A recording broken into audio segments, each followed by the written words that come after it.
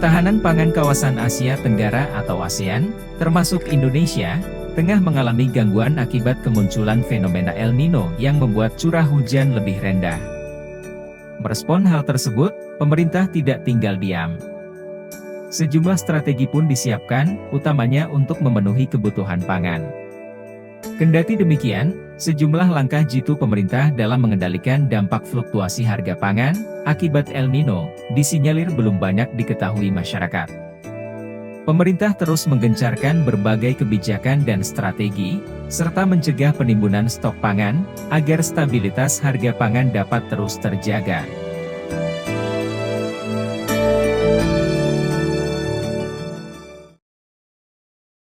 Masyarakat mengapresiasi berbagai upaya dan kebijakan pemerintah dalam mewujudkan kedaulatan pangan.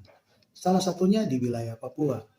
Membangun ketahanan pangan di Papua memang tak semudah membalikan telapak tangan, karena ada sejumlah tantangan dan menghadang diantaranya permunculan fenomena El Nino yang membuat curah hujan lebih rendah sehingga pasokan air berkurang dan menciptakan kekeringan sehingga menyebabkan gagal panen. Kementerian Pertanian atau Kementan terus mendorong terwujudnya pertanian berkelanjutan guna terbangunnya kedaulatan pangan. Oleh sebabnya, kita orang mengapresiasi dan mendukung pemerintah yang tidak berdiam diri dan melakukan sejumlah langkah untuk menuntaskan permasalahan pangan khususnya di Papua. Sehingga diharapkan pengentasan kemiskinan dan kedaulatan pangan bisa terwujud di bumi cendrawasih tercinta.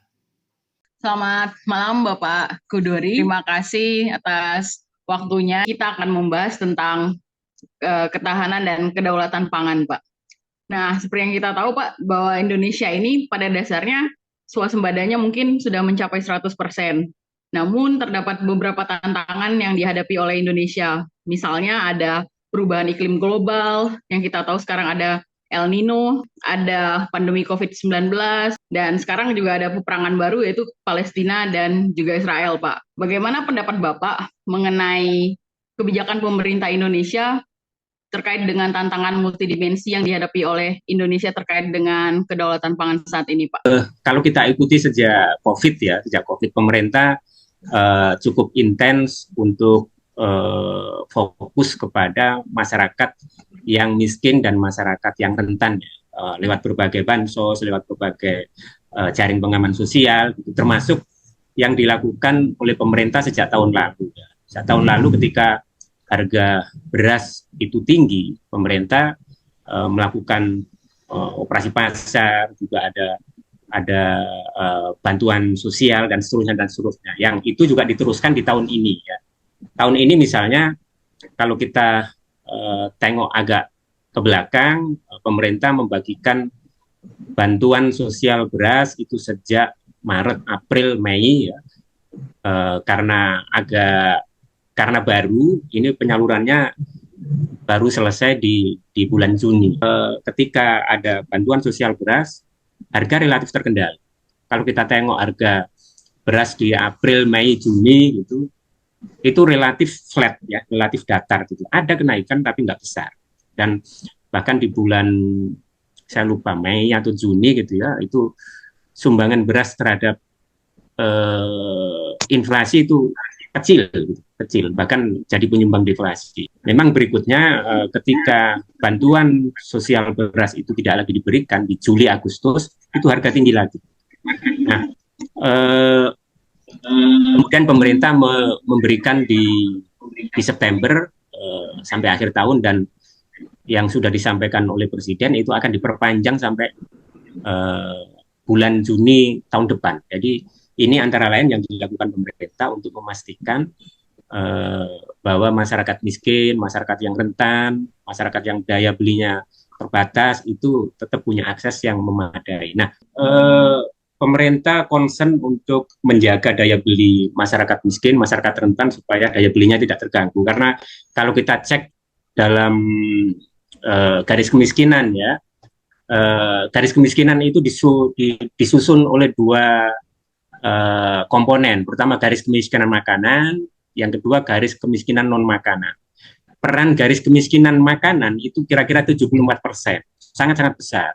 Dan dari 74% itu kalau kita tengok secara khusus, beras itu perannya kira-kira 21-22%. Jadi pengeluaran rumah tangga dalam 100% itu kira-kira 21-22% itu dikeluarkan hanya untuk membeli beras.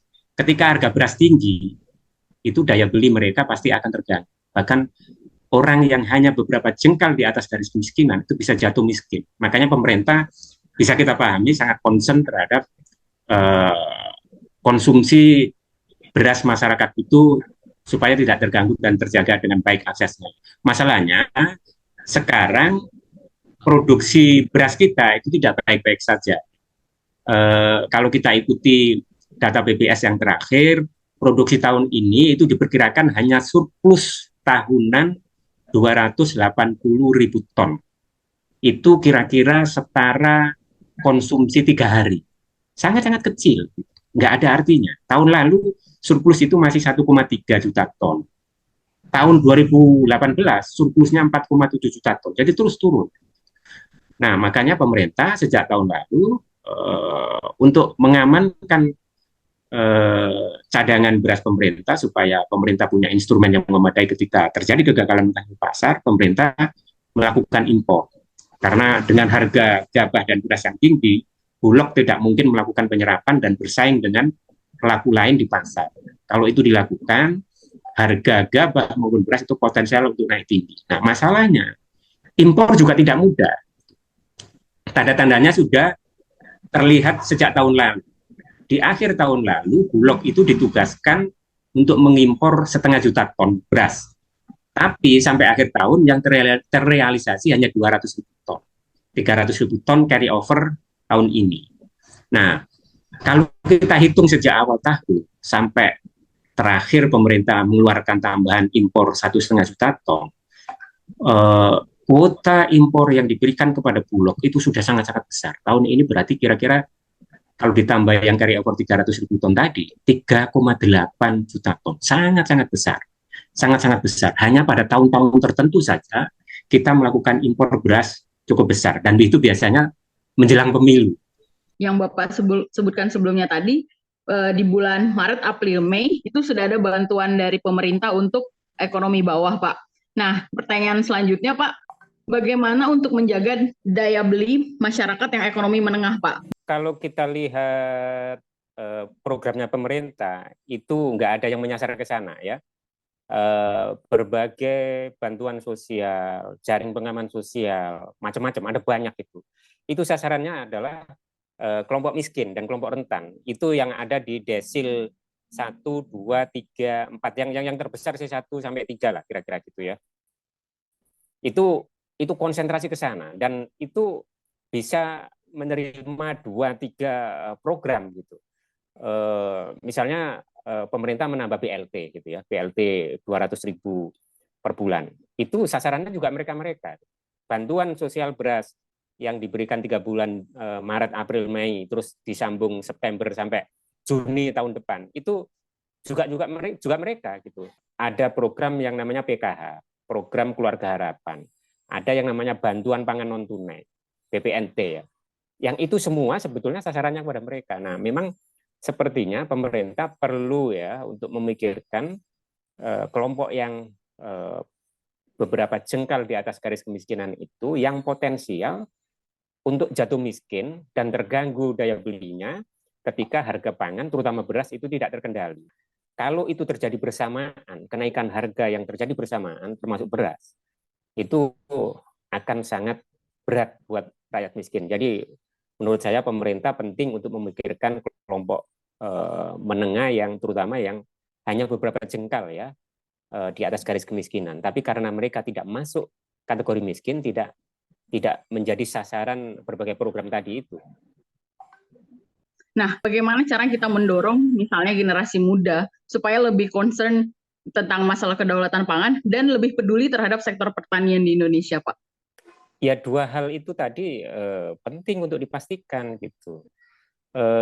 Kalau mereka sulit untuk mendapatkan lahan, sementara yang akan dikembangkan apakah di tanaman pangan, hortikultura, peternakan, ataupun perkebunan yang berbasis lahan, mau tidak mau kan akses terhadap lahan harus dibuka ya. Gitu. Kalau akses terhadap lahan itu sulit, ya mereka akan sulit untuk membangkang. Yang kedua yang tidak kalah penting adalah memastikan bahwa usaha tani itu untung.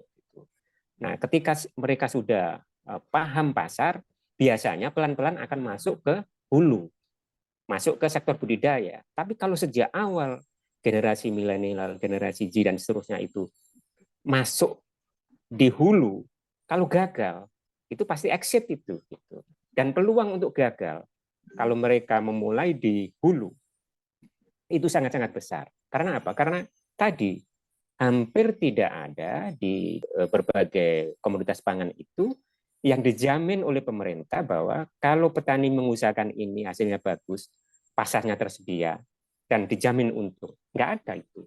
Mungkin pertanyaan terakhir dan penutup juga, Pak. Bagaimana menurut Bapak cara pemerintah Indonesia agar dapat meningkatkan efisiensi dan produktivitas pertanian di Indonesia, Pak?